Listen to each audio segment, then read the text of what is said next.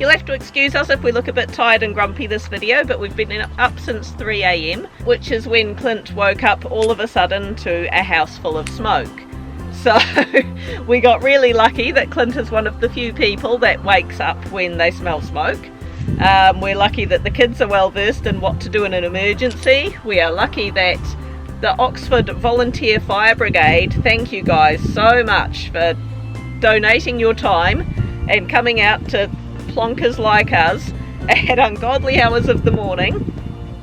So big ups to you guys, that is awesome, thank you so much. Turns out our chimney was blocked and it had just filled the whole house up with smoke. Well, we did actually clean the chimney out in March this year, so it was only cleaned a few months ago. So we're not exactly sure what went on there, but we are also lucky that middle of winter, but it's a nice sunny day. So Clint's taken the day off work and he's currently getting himself harnessed up. He's going to scale the roof and I'll let him explain what he's doing because I don't know what he's doing most of the time. So here you go. You don't have to put on a full harness, but you know, the guys from Oxford, when they go up on the roof to check the fireplace, they put on these harnesses and everything. They do everything by the book, so I figured I better do it by the book as well. And I do have my own work harness. They're quite expensive, you can hire them, but you really shouldn't use them unless you know what you're doing. I've done all my courses. This is all blocked up, as you can see, you can't see through it. I broke my homemade flue cleaning kit and I went in to go and buy one, and they're like between $100 and $200 for a flue cleaning kit. So I'll quickly show you how I made mine. I bought one of these from Mitre 10 for 30 bucks, just the brush head. I went and picked up some cheap threaded rod and some couplers. So all you need is a these only cost $1.02 each, and the threaded rods will get you a price on the thread rods, but I wouldn't pay anything more than 10 bucks for them. Maybe my 10 might not be the cheapest place. You can go to some engineering place that might actually have it cheaper.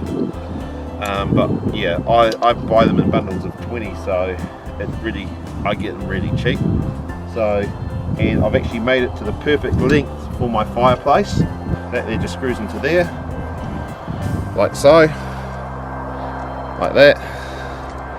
And just a few turns, and all you have to do is just do that like that, and that's it. It won't come off, and you can take it up and down. And as you go further down, you just add another length on, see, like I've done here, and it'll get you all the way to the bottom.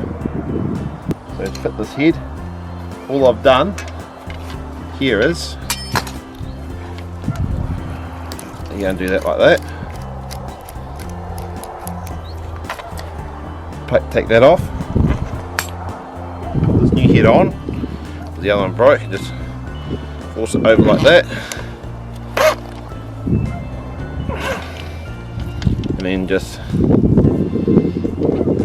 get this so it's not cross threaded. There we go, that thing ain't coming off now.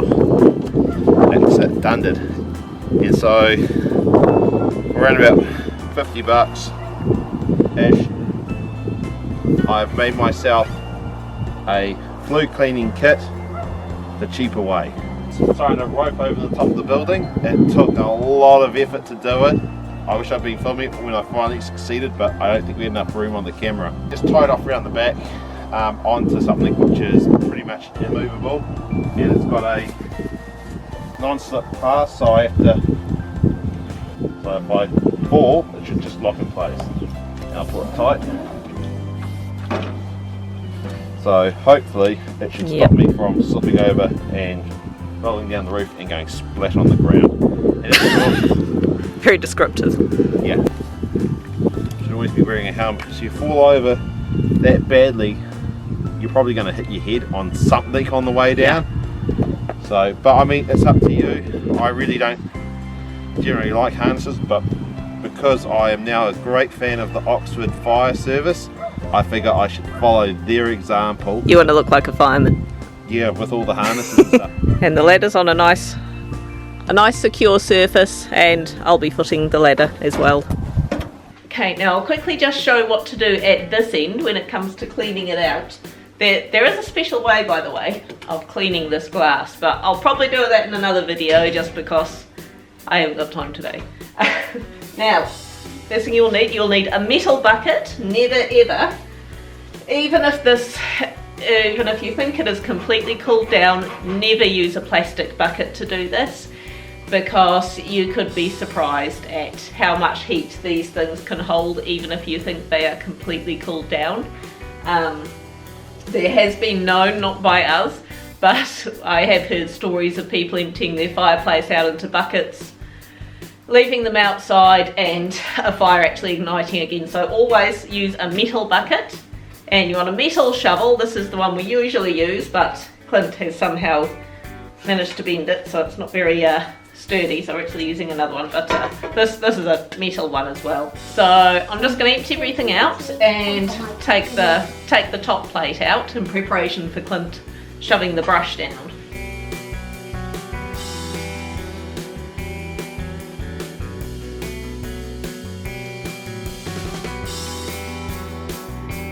So I've got that all cleared out, kind of had to scoop out a whole heap of water as well, because as we described below, the good old fireman had to get up onto the roof and actually squirt water down here, so that was a bit of a mission. I'll just show you, I'm not sure how easy it will be to show you how the top plate comes out, but it's actually pretty simple. You just kind of have to do a upwards and down towards you type maneuver. Let's see.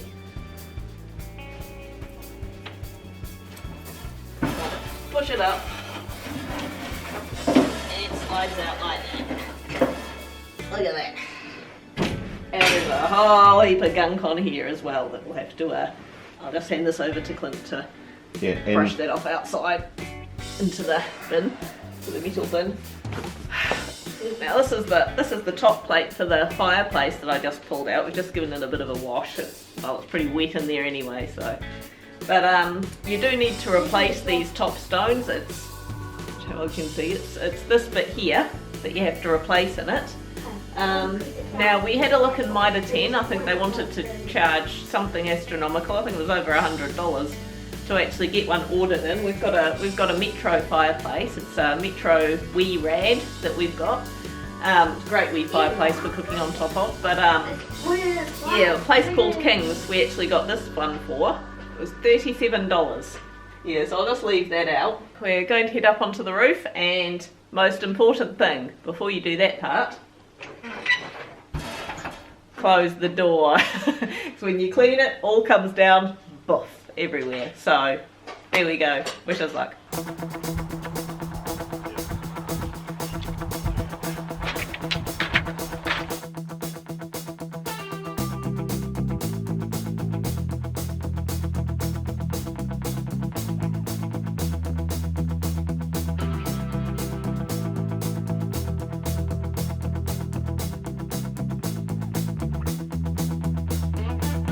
There it is. Push down there so I can see up.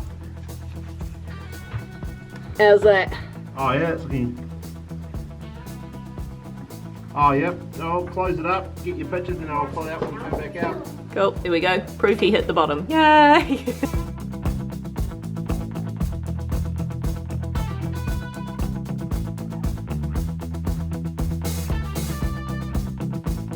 That Clint's cleaned the flue. That is looking so much better than what it was. I'm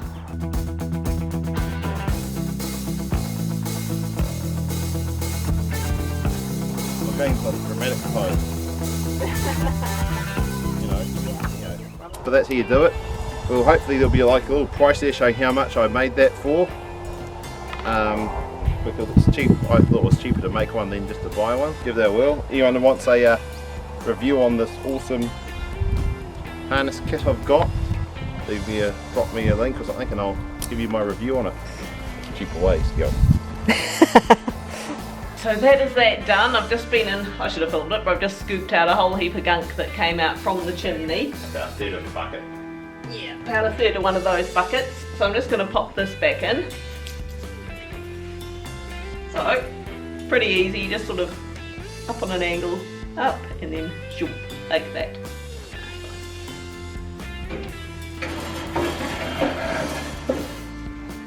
And Feel it's in properly, it just clicks into place nicely.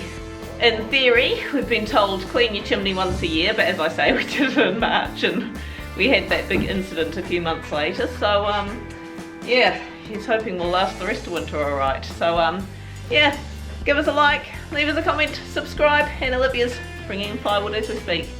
Alright, bye.